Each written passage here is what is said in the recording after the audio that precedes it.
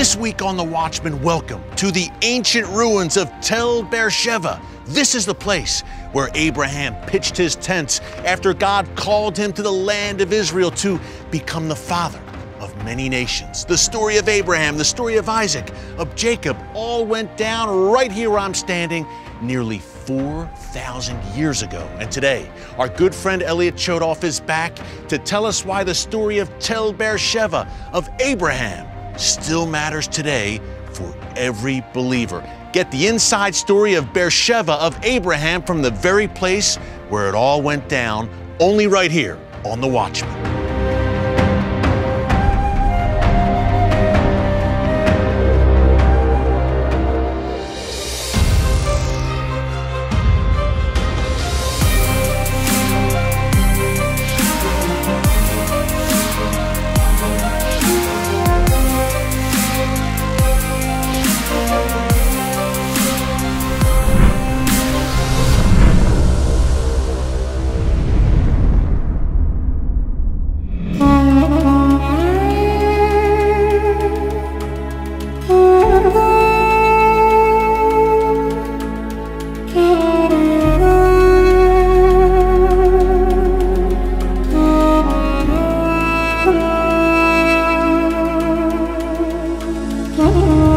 Elliot, it is great to have you back here with us on The Watchman Show. It's great to be here. Man, and what an incredible spot to be with you. Tel Be'er Sheva. Beersheba, it reads on the page, but it's pronounced Beersheba here in Israel. A place of incredible biblical significance. Tell us why. Well, this is where it all begins. This is where Abraham comes from Ur, Mesopotamia, when God comes to him and says, get up, go, leave your homeland, leave your land, leave your father's house, and go to the land where I will show you. And between us, I think if he had told him he was coming here, he might not have come. And why is that? I'm joking. But he's leaving the center of urban civilization, where he's lived his entire life. Ancient Mesopotamia. Ancient Mesopotamia, but urban ancient Mesopotamia. Remember, he's not living off in the farm country somewhere. He's living in a major city. And he was prosperous. And prosperous. And he's not a young man.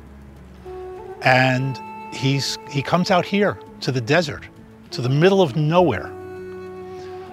Remember that when Abraham comes here, there is no Beersheba. Beersheba is named because of what happens while he's here. He's in the open desert, and he becomes a shepherd. He's now grazing. Change of profession. I mean, a professional guy, prosperous there in a center of urban civilization, and he comes to literally what was then the middle of nowhere, the Negev Desert. The Negev Desert, we're in the northern Negev, the middle of the northern Negev. The Negev is essentially an inverted triangle, long triangle, so we're in the upper part of it. In the middle of it, we have the Sinai Desert off to our west, the Arabian Desert to the east and to the south. Desert, a lot of desert here. Hebron, maybe 25 miles north of here, which in those days is 2-3 days travel on foot, animal, whatever. I mean, you could probably gallop it on a horse, but if we're talking about moving, it's a distance.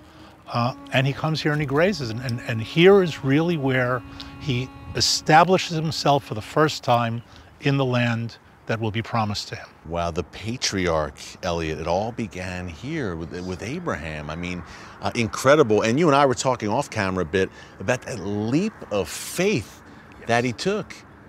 Yeah. He was an older man, as you said. He was an older man. Again, joking aside, God says, leave it all, give up everything you know, give up all your security, financial, physical, and mental, knowing where you are, and take that leap, go to where I show you. Yeah. And he brings him here. And you've got to imagine that Abraham comes here with that faith and says, here? Yeah.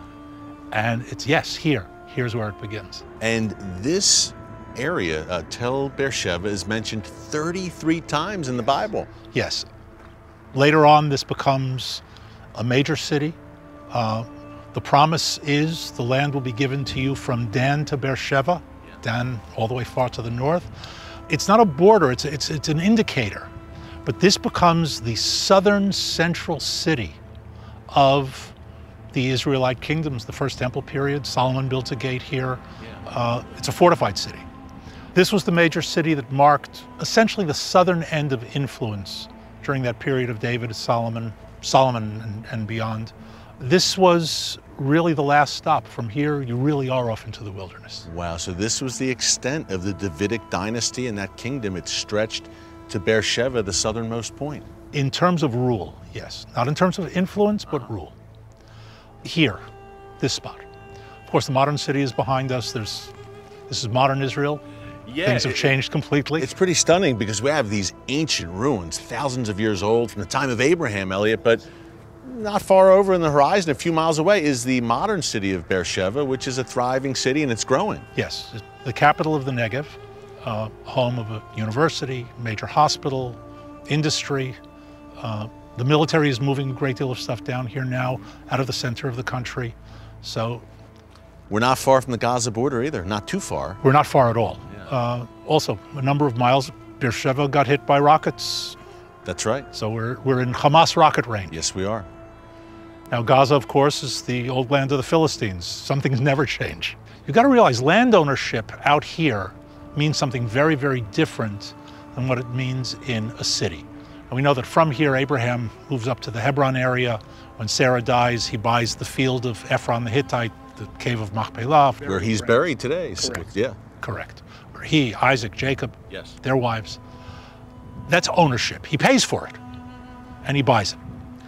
Out here, grazing lands aren't really owned in those days. And it's more you graze, and while you're on it, it's yours, and then you move on, and somebody else can move through it, and you don't come back and say, this is my land. There's not really a title deed in writing to the land. Exactly. This is really the Wild West. That's right. And that's the way, by the way, it was up until very recently among the Bedouin tribes of this area. They didn't own land, they grazed it. Yeah. Now they're settling down for all sorts of cultural and political reasons and that sort of thing. But there was no ownership in that sense. It was also true in terms of national level. There was influence rather than border. Now, this becomes the homestead. This is where Isaac comes back to, Jacob comes back to here for a while. But the homestead in the sense of, this is the area where he pitched his tent. And he doesn't build a house. He is a nomad within his land. The patriarch Abraham. Elliot, where we're standing right now, Abraham, Isaac, and Jacob lived here. Yes, here in this area. Yes. Wow. And this is only the beginning of the story, by the way. Absolutely. We're going to hit a well with great biblical significance. We're going to hit the gate of the city, and we'll get more into Abraham, Isaac, Jacob, their presence, their story here, and we'll go further down the line in the Old Testament as well. So, Elliot, let's explore this incredible site, Tel Be'er Sheva. Hamas, Hezbollah, Iran, ISIS. The same terrorist forces that seek to annihilate Israel have a bullseye on the back of the United States. At Christians United for Israel, we know that Israel's enemies and America's are one and the same. When Israel comes under attack, our nationwide network of over 7 million members leaps into action. We help lead the fights on Capitol Hill to pull out of the disastrous Iran nuclear deal, to move the U.S. Embassy to Jerusalem, and to cut funding to the Palestinian Authority over its use of American taxpayer dollars to fund terrorism. When CUFI speaks, Washington listens. And as radical forces threaten Israel and America, we need your help. To support the important work of Christians United for Israel, visit cufi.org/give or call the phone number on your screen. When you defend Israel, you're defending America. So join our movement today.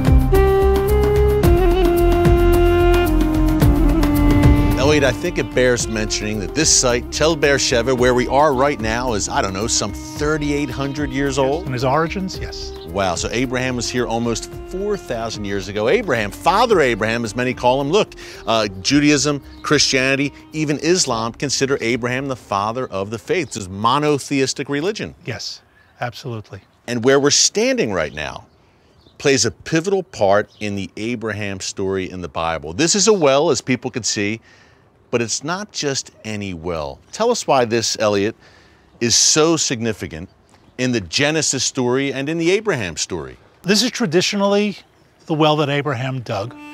And I think here we have to remember, the well precedes all of this. Imagine that wide open space, and he digs wells because in this area, as we mentioned before, it's not the land, it's wide open space desert, it's water. Now, in the winter, it may rain here, there may be running water in the valleys, but winter is a very short period. Folks, it is hot here, by the way, just so you know. It's not summer yet. No. The well is really the anchor point. This is where you get your water year-round, where you can water your flocks, where you can water yourself.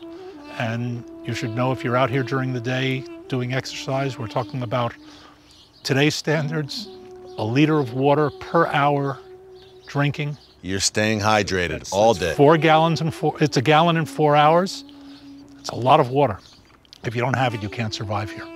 Of course, this is the place where the conflict between Abraham and not the leaders of the Philistines, but Philistines who are out here who steal his wells. They take this well, Yes. this ancient, nearly 4,000-year-old well, and first of all, the Philistines, I didn't know they were there that early. That's fascinating. Yes. I knew they came from the Greek Isles, Right. settled along the coast here. Yes. Well, the land of the Philistines is the area of Ashkelon, Gaza today. One theory is that they tried to conquer the Egyptians. They failed, but the Egyptians saw they were great fighters, and they employed them as proxy forces to protect the entryway into Egypt from Mesopotamia. But what's interesting is that we're not technically in the land of the Philistines here. No. We're east of it, we're out in the desert. And this brings us to, I think, an interesting point, that in those days, you didn't have borders the way we do today with a line on the map, and you're on this side and I'm on that side. But land was much more about control. If your army could reach out to it, you controlled it. If there was an army on the other side, there might be an overlap of influence and power without an exact border between the two. So we're not strictly in the land of the Philistines, but the Philistines' influence reaches out to here. This is a time when there are no real borders in that sense, but rather influence and power. Real borders only begin in the book of Joshua, chapter 14 and beyond, where the borders of the tribes are delineated point by point, location, location. What happens here is the Philistines are out there grazing, they need the water, they take the wells. Including this one. Including this one. And Abraham complains to Avimelech the king, and the king comes out, and significantly comes out with his general, the leader of his army. In other words, this is not just a political issue, it's a military issue. And that's where they have the covenant between them, and the well is known as the well of the covenant or the promise. Be'er Sheva, Beersheba, comes from that. So that's what it translates into. So Abimelech comes out with his general. He's ready to go to battle with Abraham over this well. But Abraham, according to the book of Genesis, proves, hey, I dug this. This is mine. That's right. It's a very deep well, by the way, as people can see here. Yes. Abimelech doesn't want to go to war with Abraham because he already knows Abraham is the chosen one. Oh, yeah. And you don't mess with him because you get into trouble. That's right. He learned that with Sarah. Oh, yeah. After that, they build a city here. And the origin of the city, some 3,500 years ago, but the city that really establishes this place comes later in the time of David and Solomon. You know, Elliot, you mentioned how Abimelech kind of learned the hard way about Abraham's favored position in the eyes of God Almighty. Yes. He had a dream, a very disturbing dream, where God said, hey, you took Abraham's wife, you're in big trouble. And he said, I did what? I thought she was his sister. Because Abraham told Abimelech, in an attempt to keep the peace, oh, Sarah's my sister, she's not my wife. And I think it's an interesting example, and it's a rather common one in the Hebrew scriptures, that even the greats, whether it's Abraham, Isaac, Jacob, Moses, are human beings. David, human beings. These are people who are in constant interaction with God, and yet they have their moments. They're human. And they're human. They're not perfect. And some of them, Abraham, Isaac, and Jacob, may have walked this very path where we are walking right now. Their feet may have tread these stones close to 4,000 years ago. But they're only human. Yeah. As you said, highly favored, anointed by God, but Abraham made a mistake there. Great belief, but he said, you know what, I still have to cover myself. Yeah. So there's kind of an uneasy truce, I guess you would say, with Abimelech, between Abraham and Abimelech. They make the truce over the well, kind of a peace treaty, we would say today, I guess. And the text tells us that from that point on, he stays in the land of the Philistines for many days. In other words, he travels around also to the west, meaning closer to the Philistines, and back to here, because it's from here, of course, that he also leaves on the 3-day journey to Jerusalem to sacrifice Isaac, which of course, Mount Moriah, which of course the angel stops him. But it's from here he goes and then returns here, and then Sarah dies in Hebron. So apparently somewhere along the way there was another bit of a transition. Yeah, but he spent a great amount of his time, folks, a great amount of the biblical narrative mentioning Abraham unfolded where Elliot and I are standing right now. Wow, the patriarch right here in Tel Be'er Sheva. By the way, we had the one well conflict between Abimelech and Abraham. Then a little later on in the book of Genesis, Abimelech versus Isaac, Abraham's son, once again over a well, right? Yes. And it shows, again, that importance of water in this area, more so than land per se. Especially for grazers, and here let's keep in mind that we're talking about Abraham, Isaac, and Jacob, and his children are shepherds. Moses, shepherd. In other words, there's a recurring theme here, and the idea of control over an area, but ultimately those anchor points, the anchor points of the wells down here. Welcome to Jerusalem. We hope you're enjoying this special 2-part Watchman series on the Hamas threat. Folks, as Thanksgiving approaches, we Americans can be very thankful that we don't have terrorists bombarding our homes with rockets, that we don't have to run into bomb shelters with our children at a moment's notice. Sadly, that's exactly the kind of situation the people of southern Israel are dealing with every day. And remember, Hamas doesn't just target Israelis. It has also murdered dozens of American citizens. At Christians United for Israel, we're standing in the gap for the people of Israel. We know that when you defend Israel, you are defending America, and we need your help. To support our work at Christians United for Israel, visit cufi.org/give or call the phone number that you see there on your screen. Now more than ever, Israel needs our help, and if we don't take a stand for God's land, who will?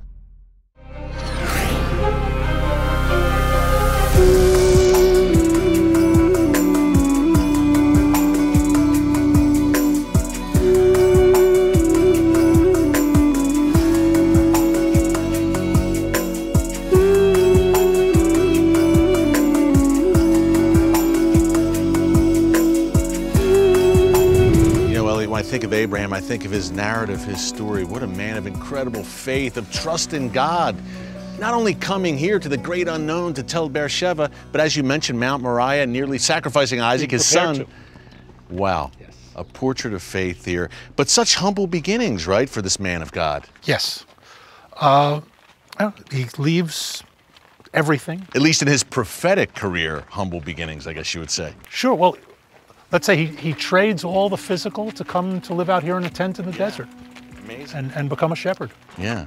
But look, the Abrahamic story wasn't the end of Tel Be'er Sheva's biblical lineage, right? No. What came? Okay, we know about Abraham, Isaac, and Jacob. We mentioned the story of Isaac in the well. Right. Jacob had some pivotal moments here as laid out in the book of Genesis.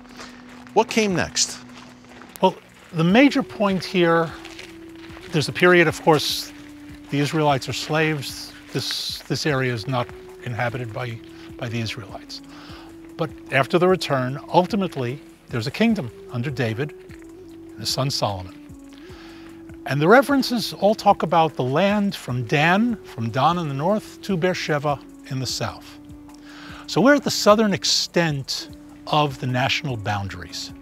I use the word boundary rather than border because it's, as I said before, it's not a sharp line. There are no maps in those days. That's fascinating, by the way. Just as a quick aside, Elliot, the first borders known to mankind were laid out by God himself in Joshua, starting in chapter 14. But if you had said from north to south in those days, nobody would have known what you were talking about. So Dan is the anchor of the north, Beersheba is the anchor of the south. And now we have a kingdom. and David essentially defeats the enemies around. Solomon is now building the kingdom. He builds the temple, and he's fortifying the kingdom. This gate is from the time of Solomon, so it's only 3,000 years old. Is that all? Well, you know, Eric, what you people in America call history, we call the late modern period. We use centuries as rounding errors. So, yeah, 3,000 years old. But what really makes it interesting to me, its age is nice, but it's identical in design to the gates that Solomon built in Megiddo in the north, in Chatzor in the north. In other words, what we see here is no longer a tribal conglomerate, but a central kingdom that is now taking overall responsibility for the land. With shared characteristics. The gates are the same. Exactly. In other words, the orders, the design is coming down from above. And it may have been the same builders, probably not, but the designers are the same, the supervisors are coming from the same school of thought, and they're using the exact same design method. I think it's also important to understand that while Be'er Sheva is mentioned as the southern end, there are fortresses further south. In other words, the edge of the land of Judea, as mentioned even in Joshua, is the wilderness of Tzin, south of us in the Negev. And in that area, there was an outpost line of fortresses defending really the edge of what was considered to be the land of Israel. But even then, the influence of the kingdom extended much further south, all the way to the southern tip. Wow, the golden days for sure, the Davidic dynasty and under Solomon. And it's interesting too, obviously as you've laid out so eloquently, Elliot, borders, borders, borders. Be'er Sheva is mentioned many times in the Bible, often as like a southern point. Yes. But it's also mentioned a little bit later on, right? The destruction of Be'er Sheva. There's a great debate among the archaeologists whether it was destroyed by the Assyrians under Sancheriv or under the Babylonians, Nebuchadnezzar, during the time of the destruction. Two nasty guys. Two very nasty guys, one more successful than the other for themselves. Yeah. But it's, I think, an interesting illustration of the fact that we're talking about a discrepancy of about 150 years between them. What's a century and a half between friends? It could have been one, it could have been the other. It was a long time ago. In either case, both major invasions of the land of Israel from Mesopotamia. But that really brings Be'er Sheva to an end during that period. Yeah, and just a brief mention, Elliot, 2 Kings says that King Hezekiah and his great reforms against pagan idol worship apparently made some reforms here in Be'er Sheva. From Abraham, from the heights of Abraham, the father, it fell into idol worship eventually. Yes, and they found remnants of an altar actually used in secondary use in one of the walls, not intact, because it says that he destroyed them, and this Hezekiah did, to his credit. And it matches. Yeah. It would have not matched, and I'm not surprised that the physical evidence matches the scripture. Yeah. But it wasn't found intact. But it shows, I think, also a rather important point that even, and we see this among the Israelites in the desert and beyond, they have to have something physical. Yeah.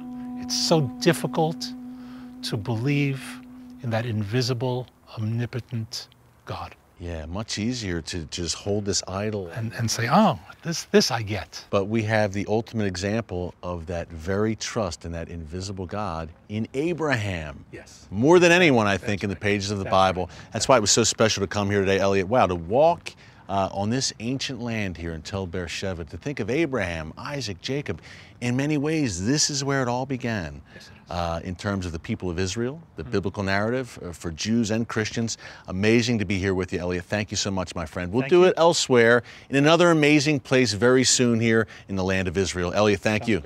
It was great, my friend. Thanks again to our good friend Elliot Chodoff for that fascinating tour through the ancient biblical ruins of Tel Be'er Sheva. Now, Elliot will be back with us next week, but coming up after the break, my final thoughts on why places like Tel Be'er Sheva are so important for building our faith in these Bible times in which we are living. Stick around.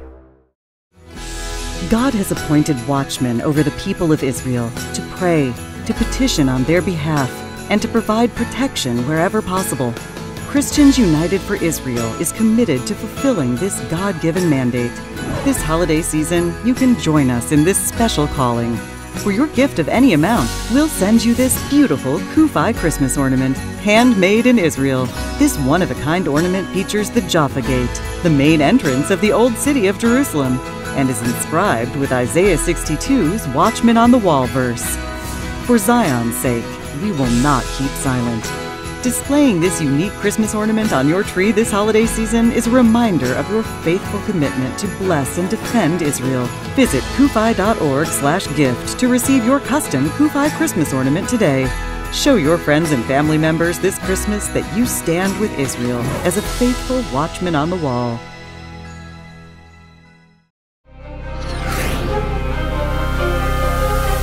And welcome back. We are wrapping up from here in Jerusalem, about a 90-minute drive north of Tel Be'er Sheva, where our good friend Elliot Chodoff took us this week. Folks, what an experience to walk where Abraham, Isaac, and Jacob lived and worked, to see where it all began in many ways for the people of Israel. Be'er Sheva is mentioned 33 times throughout the Bible, and as Elliot showed us, it played a pivotal role in the destiny of the patriarchs. Tel Be'er Sheva is a special, meaningful place for all believers. Now be sure to join us here again next week for part 2 of our 2-part series from Israel's Negev Desert with Elliot Chodoff. We're heading to a place where the pharaohs of Egypt once ruled, and where you will see some of the most stunning natural landscapes in all of Israel. You won't want to miss it. That's next week, right here on The Watchman. Until then, from Jerusalem, God bless you, and remember, never hold your peace.